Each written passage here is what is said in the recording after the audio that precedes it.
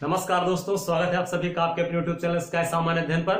दोस्तों, आज हम लोग प्रारंभ कर रहे हैं बेसिक टॉपिक बिल्कुल स्टार्टिंग से। तो जो ऐसे स्टूडेंट जो कि जीएस की शुरुआत कैसे करनी है, क्या करनी है, वो हम लोगों ने पिछले सिलेबस में बात कर ली है। और सिलेबस क्या रहने वाला है, कैसे जीएस को पढ़ना है, बीएससी फॉर्मूला हम लोग का क्या है, वो सारी चर्चा हम लोगों ने पिछले वीडियोस में कर ली है। अगर वो सिलेबस और संबंधित वीडियो अगर आपने नहीं देखा है तो चैनल में जाकर के उसको वॉच कर लीजिएगा। दोस्तों, बेसिक टॉपिक के अंतर्गत आज हम लोग देखेंगे भारत से जुड़े हुए, यानी हमारे भारत से जुड़े हुए प्रारंभिक जो फैक्ट हैं उनकी। तो ये वीडियो बेसिक जरूर है दोस्तों, लेकिन इसमें नॉलेज जो होगा वो फुल टू होगा। तो पूरे वीडियो में आप बने रहिएगा और देखिएगा किस प्रकार से हम लोग जो है भारत से जुड़े हुए प्रश्नों को अलग अलग यहां पर सॉल्व करते हैं और रिलेटेड जो कह सकते हैं कि क्वेश्चंस है उनको किस प्रकार से निकालते हैं। एक ओवरव्यू मैं आपसे बताना चाहूंगा कि इस पूरे टॉपिक में हम लोग चर्चा करेंगे भारत की, और भारत के जो जीके फैक्ट हैं उनसे रिलेटेड जो आपके क्वेश्चन में आते हैं, उनके पेपर में आते हैं, उनके हम क्वेश्चन की चर्चा करेंगे। और साथ साथ दोस्तों हम लोग सभी राज्यों की चर्चा करेंगे। तो राज्यों से जुड़े हुए जो स्पेशल फैक्ट हैं वो आपको इस पूरे वीडियो में मिलेंगे। तो पूरा वीडियो बहुत ही ध्यान से देखिएगा। और इस बात का दावा है दोस्तों कि जितने भी फैक्ट्स होंगे वो आपको एक साथ इस पूरे YouTube में किसी भी वीडियो में आपको नहीं मिलेंगे। हालांकि YouTube एक बड़ा सा प्लेटफॉर्म है, लेकिन दोस्तों मैंने आपसे कहा कि एक साथ आपको इतने ज्यादा फैक्ट एक ही वीडियो में आपको नहीं मिलेंगे, और ये आप खुद ही डिसाइड कर लेंगे वीडियो के अंत तक, यानी पूरा वीडियो आप जब देखेंगे तो दोस्तों भारत की हम लोग बात करते हैं।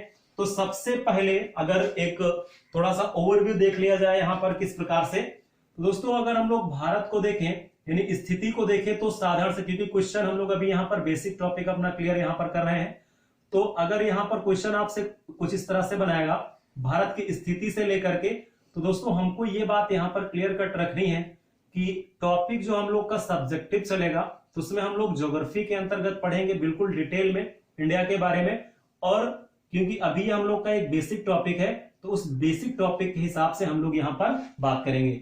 दोस्तों सबसे पहले विस्तार को एक जनरल देख लेते हैं हम लोग। तो विस्तार की अगर हम लोग बात करें दोस्तों, तो भारत का जो सबसे दक्षिणी बिंदु है, सबसे दक्षिणी बिंदु, यानी हम लोग 8 डिग्री 4 मिनट की बात कर रहे हैं अक्षांशीय विस्तार की। तो दोस्तों अक्षांशीय विस्तार यानी अक्षांश होते क्या है, सबसे पहली चीज तो एक जनरल से हम आपको बताना चाहेंगे कि पृथ्वी पर जो काल्पनिक रेखाओं की हम लोग अगर बात करें, तो पृथ्वी के बीचों बीच से जो 0 डिग्री लाइन, यानी जो पड़ी लाइन आपको दिखाई पड़ रही है, इस 0 डिग्री से ध्रुवों यानी दोनों तरफ अगर हम लोग 1-1 डिग्री के अंतराल पर ध्यान दें, तो ये पड़ी जो लाइनें हैं ये दोस्तों ये अक्षांश रेखाएं कहलाती हैं। अक्षांश और देशांतर पर हम लोग डिटेल में बात करेंगे, यहां जनरल आप समझिए।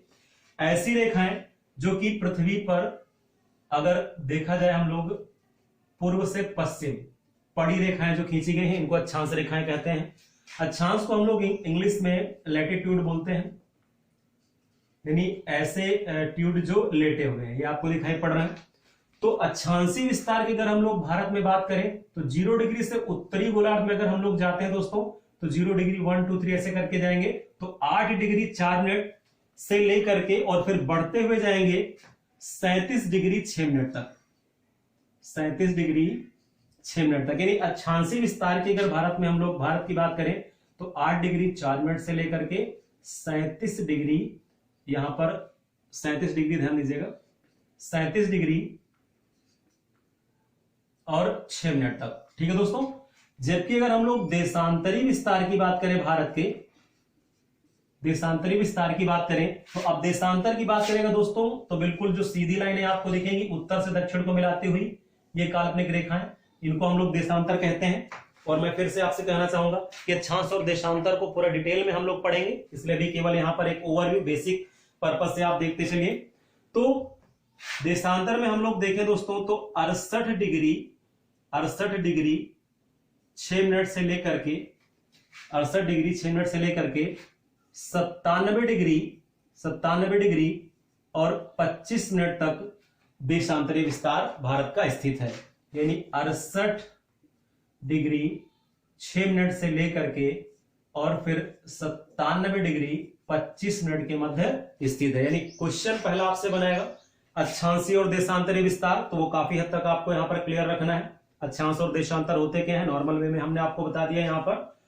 अब दोस्तों भारत की स्थिति को अगर हम लोग देखें तो इस गोलार्ध पे आप देख पा रहे हैं, जब हम लोग अक्षांश रेखाएं खींचेंगे तो उत्तरी गोलार्ध में स्थिति आएगी भारत की, और जब हम लोग देशांतर रेखाएं खींचेंगे दोस्तों तो पूर्वी गोलार्ध में भारत की स्थिति आएगी। इसलिए उत्तर पूर्व गोलार्ध या कह सकते हैं उत्तर पूर्वी गोलार्ध में भारत स्थित है। और जैसा कि दोस्तों आप यहाँ पर विस्फोटी सिद्धांत के अंतर्गत पढ़ते हैं, महाद्वीपीय सिद्धांत के अंतर्गत, कि अंगारा लैंड और गोंडवाना लैंड, तो उसमें हम लोग देखते हैं कि गोंडवाना लैंड का प्रारंभिक जो है भाग हुआ भारत, तो उत्तर पूर्वी गोलार्ध में स्थित है भारत। ये बात आपको यहाँ पर साफ तौर पर याद रखनी है।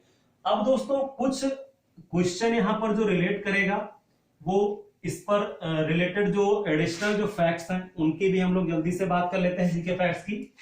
दोस्तों भारत का जो क्षेत्रफल है वो आपको याद रखना है 3287,263 वर्ग किलोमीटर। भारत का क्षेत्रफल कितना याद रखना है दोस्तों? 3287,263 वर्ग किलोमीटर। अब क्वेश्चन आपसे यहां पर ये ना पूछ करके आपसे पूछेगा कि भारत विश्व में क्षेत्रफल में किस स्थान पे है, तो हमको याद रखना है क्षेत्रफल के मामले में अगर हम लोग बात करें तो 7वें नंबर पर हम हैं। और पूरे विश्व के यहाँ पर क्षेत्रफल के परिदृश्य से देखें तो यहाँ पर याद रखना है हमको 2.4%, यानी समस्त क्षेत्रफल का 2.4% जो क्षेत्रफल है वो भारत के पास है। जबकि जनसंख्या के पर्पज से अगर हम लोग देखें तो 125 करोड़ की जो जनसंख्या है, ठीक है दोस्तों, उसमें हम लोग का जो स्थान है वो 17.5 पूरे विश्व की जनसंख्या का भारत कितना रखता है? लगभग 17.5%। और क्षेत्रफल भारत के पास कितना है? 2.4%। और दोस्तों जनसंख्या में हम लोग अभी चीन के बाद सेकंड है, ठीक है दोस्तों, चीन के बाद सेकंड है, जबकि क्षेत्रफल में हमारा स्थान 7th है। अब दोस्तों जनसंख्या और क्षेत्रफल पर बात करने के साथ ही थोड़ा सा अभी यहाँ पर स्टैटिक जो पॉइंट्स है उनको थोड़ा सा ध्यान देना है, देखिएगा। तो दोस्तों स्टैटिक पॉइंट की अगर हम लोग बात करें तो सबसे पहली चीज प्रारंभिक यहाँ पर भारत से रिलेटेड राज्यों से, तो उसकी जानकारी हम लोग देखते हैं। दोस्तों यहां पर बंगाल की खाड़ी और दक्षिण में हिंद महासागर, तो कई बार क्वेश्चन रिलेट करता है कि भारत की सीमा कितने महासागरों से लगती है, तो एक महासागर हिंद, और इधर हम लोग को याद रखना है अरब सागर, अरब सागर, ठीक है दोस्तों। और इसके साथ साथ यहां पर ध्यान दीजिएगा, अब कुछ क्वेश्चन को रिलेट करता है इस पर, तो कैसे?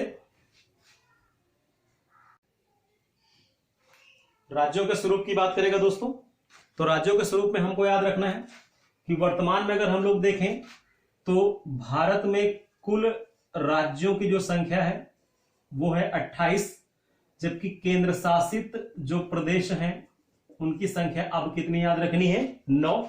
यानी जम्मू कश्मीर के पहले अगर हम लोग देखें तो भारत 29 राज्य और 7 केंद्र शासित प्रदेश थे। अभी वर्तमान में आज की तिथि से लेकर के यानी राज्य पुनर्गठन विधेयक 2019 के बाद से हमको याद रखना है कि 28 राज्य और केंद्र शासित प्रदेशों की संख्या कितनी है? 9। अब दोस्तों इन राज्यों पर बनने वाले सवालों की हम लोग इस वीडियो में चर्चा करेंगे, और इस पर डिटेल जो टॉपिक है वो ज्योग्राफी के सेक्शन में हम लोग डिस्कस करेंगे। तो राज्यों को अगर हम लोग देखें तो सबसे पहले तटीय राज्यों की हम लोग यहां पर बात करें, ठीक है दोस्तों, खंबात की खाड़ी से लेकर के, तो दोस्तों आपको पता है कि गुजरात, इधर ये कच्छ की खाड़ी, गुजरात, फिर उसके बाद महाराष्ट्र, गोवा और कर्नाटका और केरला, यानी पश्चिमी तट पर स्थित है भारतीय राज्य। जबकि अगर पूर्वी तट पर हम लोग जाएं तो तमिलनाडु, आंध्र प्रदेश, ओडिशा और पश्चिम बंगाल। तो इस प्रकार से आप देख रहे हैं कि भारत के तटीय राज्यों की संख्या, तटीय राज्य यहां पर आपको दिखेंगे 9, ठीक है दोस्तों, 5 पश्चिमी हिस्से पर और 4 पूर्वी हिस्से पर। अब तटीय राज्यों की संख्या यहां पर 9 है, और कुल क्षेत्रों की अगर तटीय बात करें, क्षेत्रों की, तो दोस्तों इसमें हमको याद रखना है कि अंडमान निकोबार भारत का जो हिस्सा, और लक्षद्वीप, इसके साथ साथ पांडिचेरी, दमन और दीव, तो 4 इसमें और जोड़ दीजिएगा, यानी कुल जो तटीय क्षेत्र होंगे उनकी संख्या हो जाएगी 13। तटीय राज्यों की संख्या हमको याद रखना है 9 और क्षेत्रों की संख्या कितनी? 13। तो जिसमें आपको हमने ये 4 केंद्र शासित प्रदेश यहां पर बताए। अब दोस्तों कुछ क्वेश्चंस यहां पर जो रिलेट करेंगे, डेटाबेस सवाल कुछ और होंगे, तो उनको भी जल्दी से देख लेते हैं किस प्रकार से।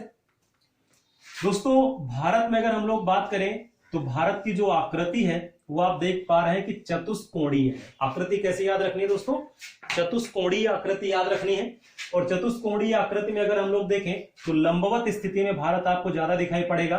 तो इस लंबवत क्रम को अगर हम लोग देखें तो 3214 किलोमीटर, और जबकि अगर हम लोग देखें यहां पर पश्चिमी और पूर्वी जो विस्तार है वो 2933 किलोमीटर, यानी भारत उत्तर से दक्षिण अगर बात करेगा नॉर्थ टू साउथ तो हमको याद रखना है यहां पर 3214 किलोमीटर। ठीक है दोस्तों, जबकि पूर्व से पश्चिम की बात करेगा तो हमको याद रखना है 2933 किलोमीटर। ठीक है दोस्तों, और भारत की जो मुख्य जो ये बाउंड्री लाइन आपको दिखाई पड़ रही है, यानी मुख्य भूमि की जो सीमा है, मुख्य भूभाग की जो सीमा है वो 15,200 किलोमीटर हमको याद रखना है। जबकि तटीय जो सीमा है वो दो प्रकार से हमको याद रखनी है। एक मुख्य तट की जो सीमा है, तो मुख्य तट की सीमा दोस्तों हमको याद रखनी है यहां पर 6100 किलोमीटर, 6100 किलोमीटर, जिसमें अगर हम लोग केंद्र शासित प्रदेश और द्वीपीय क्षेत्रों को भी जोड़ते हैं तो कुल तटीय जो सीमा है वो याद रखनी है 7516.6 किलोमीटर। यानी मुख्य भूमि की तटीय सीमा की लंबाई कितनी याद रखनी है? 6100 किलोमीटर, और कुल तटीय लंबाई कितनी याद रखनी है? 7516.6 किलोमीटर। मुख्य भूभाग की सीमा 15,200 किलोमीटर। तो ये कुछ एडिशनल फैक्ट। और दोस्तों तटीय राज्यों की संख्या भी हम लोग 9 देख चुके हैं, क्षेत्र यहां पर 13 देख चुके हैं। जो अंतरराष्ट्रीय सीमा वाले जो राज्य हैं, अंतरराष्ट्रीय जो सीमा वाले राज्य हैं उनको आपको याद रखना है, उनकी संख्या कितनी यहां पर 17। जबकि मुख्य हिमालयी राज्यों की अगर हम लोग बात करें, इसको हम लोग डिटेल में पढ़ेंगे ज्योग्राफी के सेक्शन में, तो 2 राज्य हैं, इनमें कौन कौन से? एक सिक्किम और दूसरा हिमाचल प्रदेश। ठीक है दोस्तों, हिमाचल प्रदेश मुख्य हिमालयी राज्य। तो कुछ डेटाबेस सवाल यहां पर ये बनते हैं। अब राज्यों के आधार पर प्रश्नों को हम लोग यहां पर देखते हैं। जैसा कि हमने आपसे कहा था कि इस वीडियो में जो एडिशनल फैक्ट हैं वो स्टेट पर ही बनेंगे, तो उनमें हम लोग एक एक राज्यों के क्वेश्चन जो है वो सॉल्व करेंगे। अब राज्यों के क्वेश्चन सॉल्व करने से पहले एक चीज जो आपको यहां पर नोटिस करके रखना है वो ये कि दोस्तों राज्यों से रिलेट करता हुआ क्वेश्चन पूरे भारत के जितने भी राज्य हैं और केंद्र शासित प्रदेश है सबकी हम लोग चर्चा करेंगे। लेकिन स्पेशली जो क्वेश्चन आपसे बनाएगा तो आपको ये वाला सेक्शन ध्यान में रखना है। इस सेक्शन की अगर हम लोग बात करें पूर्वी क्षेत्रों की, तो पूर्वी राज्यों में हम लोग देख पा रहे हैं ये सिक्किम राज्य है, जबकि ये सबसे बड़ा जो पूर्वी राज्य है वो अरुणाचल प्रदेश आप यहां पर देख पाएंगे। मेघालय की सीमा इस प्रकार से यहां पर लगेगी, और असम राज्य इस प्रकार से पश्चिम बंगाल से फिर अरुणाचल प्रदेश से टच करता हुआ आएगा। यहां पर नागालैंड आपको दिखेगा, जबकि मणिपुर और फिर इसके बाद ये मिजोरम राज्य यहां पर दिखेगा, और 3 ओर से सीमा साझा करने वाला त्रिपुरा राज्य यहां पर दिखेगा। तो सबसे पहले हम लोग डिस्कस करेंगे दोस्तों पूर्वी राज्यों के बारे में। तो चलिए देखते हैं हम सबसे पहले पूर्वी राज्यों में अरुणाचल प्रदेश को। तो दोस्तों चलिए देखते हैं सबसे पहले यहां पर अरुणाचल प्रदेश राज्य से रिलेटेड जो फैक्ट हैं उनको देखते हैं। दोस्तों बहुत ही ध्यान से समझिएगा, इस पूरे फैक्ट बेस अरुणाचल प्रदेश को यहां पर कवर किया गया है। तो सबसे पहले अगर हम लोग बात करें दोस्तों, तो अरुणाचल प्रदेश राज्य का जो गठन है वो 20 फरवरी 1987 को किया गया। 24वें राज्य के रूप में रहा दोस्तों, हमको याद रखना है। राजधानी है इसकी ईटानगर, कैपिटल हमको क्या याद रखना है? ईटानगर। जबकि वर्तमान में सीएम इसके पेमा खांडू और राज्यपाल है दोस्तों बीडी मिश्रा। दोस्तों यहाँ पर विधानसभा सीटों की संख्या है 60, जबकि लोकसभा सीटों की संख्या हमको यहाँ पर 2 याद रखनी है, और राज्यसभा सीटों की संख्या यहाँ पर 1 याद रखनी है। दोस्तों अगर हम लोग यहाँ पर अरुणाचल प्रदेश से रिलेटेड क्वेश्चंस पर बात करें, तो जैसा कि आप यहाँ पर देख पा रहे हैं कि पूर्वी भारत का क्षेत्रफल के अकॉर्डिंग सबसे बड़ा राज्य है। और अगर यहाँ पर एरिया की बात करें क्षेत्रफल की, तो 83,743 वर्ग किलोमीटर अरुणाचल प्रदेश का क्षेत्रफल है। जबकि दोस्तों पॉपुलेशन यहाँ पर जो है 13,83,727। तो अगर हम लोग क्षेत्रफल की बात करें तो याद रखना है पूर्वोत्तर भारत का सबसे बड़ा क्षेत्रफल वाला राज्य है। ठीक है दोस्तों, न्यायालय इसका गुवाहाटी में स्थित है, जबकि ईटानगर में इसके एक खंडपीठ स्थित है, ये हमको याद रखना है। राजकीय वृक्ष की बात करें दोस्तों तो होलांग है, जबकि पशु यहाँ पर ताकिन है, और पक्षी यहाँ पर पीकॉक यानी मोर, फेजेंट पीकॉक यहाँ पर राजकीय पक्षी है अरुणाचल प्रदेश का। ताकिन दोस्तों जिसको कि मिथुन के नाम से भी हम लोग जानते हैं, ये पशु है, अरुणाचल प्रदेश का राजकीय पशु है। दोस्तों अरुणाचल प्रदेश में अगर हम लोग लिंगानुपात की बात करें तो 938 महिलाएं, 938 यहां पर हमको याद रखना है प्रति हजार पर, ठीक है। जबकि साक्षरता दर की अगर हम लोग बात करें तो 65.15% है। और दोस्तों जन घनत्व जो है वो 17 व्यक्ति प्रति वर्ग किलोमीटर। तो ये क्वेश्चन आपके लिए इंपॉर्टेंट होगा, क्योंकि सबसे कम जो जनघनत्व का हिस्सा जो आता है वो अरुणाचल प्रदेश के है भारत में। तो 17 व्यक्ति प्रति वर्ग किलोमीटर हमको याद रखना है अरुणाचल प्रदेश राज्य का जनघनत्व। दोस्तों भाषाओं की बात करें तो मोनपा, आका, मिजी और नोक्टे ये प्रमुख भाषाएं हैं अरुणाचल प्रदेश की। दोस्तों कामेंग, सुबनसिरी, लोहित, दिहांग, तिरप और फुडंग ये नदियां हमको याद रखना है अरुणाचल प्रदेश की। फुडंग रिवर अभी इंपॉर्टेंट भी रही थी जिलटुंग परियोजना के लिए। दोस्तों दर्रों की बात करें तो यांगयाप, कुंजराव, बोमडिला और डिफू दर्रे आपसे पूछे जाएंगे क्वेश्चन। यांगयाप, कुंजराव, बोमडिला और डिफू का संबंध किस राज्य से दोस्तों? अरुणाचल प्रदेश से। अब यांगयाप दर्रे की अगर हम लोग बात करें दोस्तों, यांगयाप पास की बात करें तो याद रखना है कि यांगयाप दर्रे के ही माध्यम से ब्रह्मपुत्र नदी भारत में प्रवेश करती है। तो तिब्बत से ब्रह्मपुत्र नदी भारत में प्रवेश करेगी, ठीक है। तो यहीं पर पास स्थित है, यहीं पर स्थित है यांगयाप। तो इससे क्वेश्चन को रिलेट करेगा, हालांकि इसको हम लोग और डीप में जाके पढ़ेंगे ज्योग्राफी के सेक्शन में। दोस्तों जो डिफू पास है, ये डिफू दर्रा आप देख रहे हैं। पड़ोसी राज्य, पड़ोसी यहां पर देश की अगर हम लोग बात करें तो म्यांमार। तो डिफू दर्रा के माध्यम से म्यांमार का जो मार्ग प्रशस्त होता है। और दोस्तों जो अंतरराष्ट्रीय सीमा है तो म्यांमार के साथ लगती है अरुणाचल प्रदेश की, और उत्तर में ये चीन के साथ इसकी सीमा लगेगी, ठीक है दोस्तों। जबकि यहां पर हमको याद रखना है कि डिफू जो दर्रा है वो म्यांमार के लिए मार्ग प्रशस्त करता है। तो ये क्वेश्चन भी आपके लिए काफी इंपॉर्टेंट होगा। अब दोस्तों राज्यों में अगर हम लोग बात करें तो इधर ये सीमा लगती है असम की, और फिर यहां पर सीमा लगती है नागालैंड की। यानी पड़ोसी राज्यों की अगर हम लोग बात करें तो असम और नागालैंड अरुणाचल प्रदेश के पड़ोसी राज्य हैं। जबकि देशों की बात करें हम लोग तो यहाँ पर चीन और म्यांमार पड़ोसी देश के रूप में स्थित है। जबकि यहाँ पर ये आंतरिक सीमा ये भूटान के साथ भी लगती है। तो दोस्तों अरुणाचल प्रदेश याद रखना है 3 देशों के साथ और 2 राज्यों के साथ सीमा बनाता है। देशों में हम लोगों ने देखा चीन को, भूटान को और म्यांमार को, जबकि राज्यों में हम लोगों ने देखा असम और नागालैंड को, ठीक है दोस्तों। और आगे अगर हम लोग बात करें तो यांगयाप दर्रे का क्वेश्चन याद रखना है, ब्रह्मपुत्र नदी प्रवेश करती है। सर्वोच्च चोटी है दोस्तों माउंट कांगटो, अरुणाचल प्रदेश की हाईएस्ट पीक हमको याद रखना है माउंट कांगटो। दोस्तों राष्ट्रीय उद्यान की बात करें तो नामदाफा, मौलिंग और पक्के राष्ट्रीय उद्यान है, जिसमें कि नामदाफा टाइगर रिजर्व भी है और पक्के टाइगर रिजर्व भी है।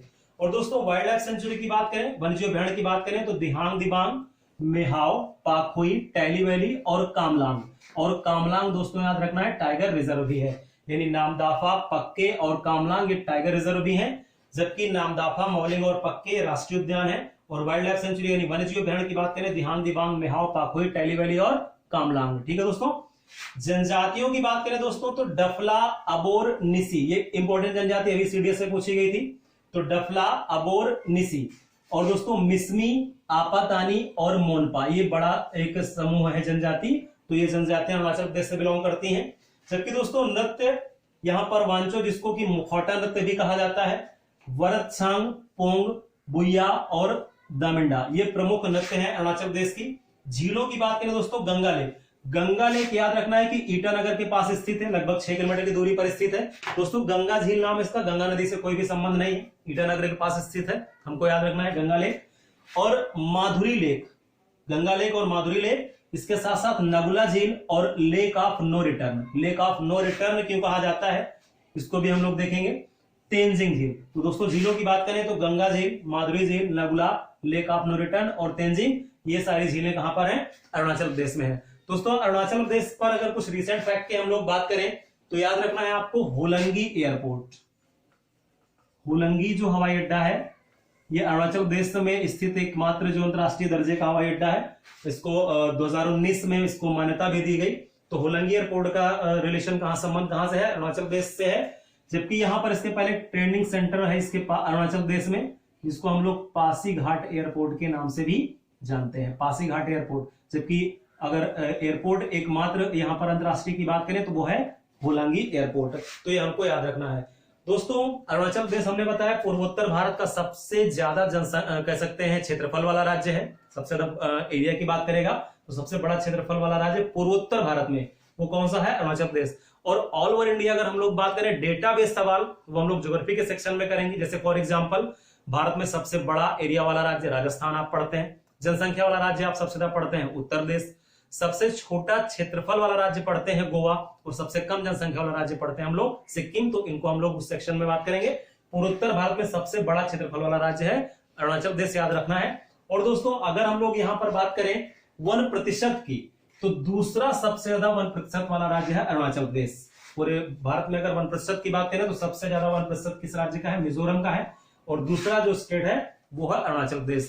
तो आई होप दोस्तों अरुणाचल प्रदेश से रिलेटेड जो फैक्ट्स हैं वो आपको पसंद आए होंगे। और फिर से आपसे कहना चाहेंगे, इस वीडियो के डिस्क्रिप्शन में टेलीग्राम का लिंक है, वहां जाकर के रिलेटेड जो पीडीएफ है उसकी नोट्स आपको मिल जाएगी। तो टेलीग्राम चैनल को दोस्तों वॉच कर लीजिएगा। तो अरुणाचल प्रदेश को हम लोगों ने देखा, बेसिक थोड़ा सा हम लोगों ने भारत के फैक्ट्स को समझा। आगे सभी राज्यों की और केंद्र शासित प्रदेशों की चर्चा की जाएगी दोस्तों। और इस वीडियो को फिलहाल यहीं तक रोकते हैं, फिर मिलते हैं नेक्स्ट वीडियो में। तब तक के लिए आपका बहुत बहुत धन्यवाद।